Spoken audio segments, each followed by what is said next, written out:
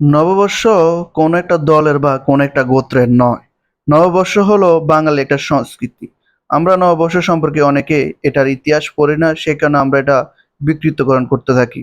যাই হোক, আমরা আজকে নববর্ষ সম্পর্কে জানার চেষ্টা করব, বা পরবর্তী কোনো ভিডিওতে আমি আপনাদেরকে নববর্ষ সম্পর্কে জানাবো।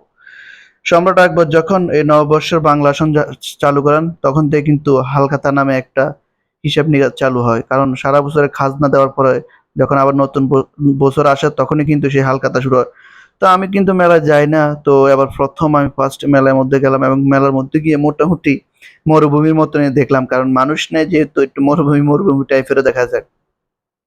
তো মেলার মধ্যে গিয়ে আমি প্রথমেই একটা চায়ের কাপ দেখলাম, এবং চায়ের কাপটা খুবই সুন্দর এবং চমৎকার, তবে দামটা অনেক বেশি আমার কাছে মনে হয়েছে। এদিক দিয়ে সারি সারিভাবে সানগ্লাস এবং ক্যাপ, মাথার যেই ক্যাপ, সেগুলো সুন্দর করে সাজিয়ে রেখেছে, যাতে করে আপনারা দেখে সুন্দর করে দেখে শুনে নিতে পারেন।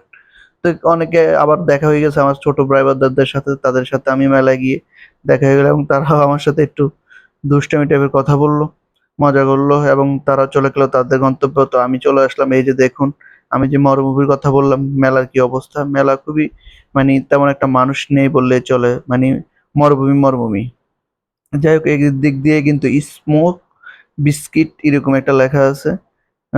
তো তারা স্মোক ধোঁয়া বাইর করে, এটার মাধ্যমে এদিক দিয়ে কাপড়ের দোকান দেখা যাচ্ছে, বিভিন্ন আইটেমের কাপড়, বিভিন্ন কালারের কাপড়। আর নৌকা অফ, কারণ মানুষ নাই যেহেতু, সেখানে নৌকা কিন্তু অফ হয়ে রয়েছে। আর ওই যে বেলুন, হাওয়া বেলুন যেটাকে বলা হয় গ্যাস বেলুন, সেটা নিয়ে দাঁড়িয়ে রয়েছে। আর এদিক দিয়ে আবার কিন্তু খুব সুন্দর করে সারি সারি ভাবে ফুল, বিভিন্ন ধরনের জিনিস সাজিয়ে রাখছে। এবং আমি আমার ভাতিজির জন্য ২ টা গাড়ি নিলাম। তো গাড়িটি হচ্ছে, আগে আমি সবসময় আমরা ওইগুলা পাইতাম যে ঢোলের মতো আওয়াজ হয়, টুপটাপ, টুপটাপ এরকম আওয়াজ হয়। তো এখনো কিন্তু হঠাৎ করে চোখে বাজলো এবং দেখলাম, ২ টা গাড়ি নিয়ে নিলাম। কিন্তু এগুলা বেশিক্ষণ কিন্তু টিকে না। খুব স্বল্প সময়ের জন্য এগুলা। যেকোনো মুহূর্তে এগুলা কিন্তু নষ্ট হয়ে যায়।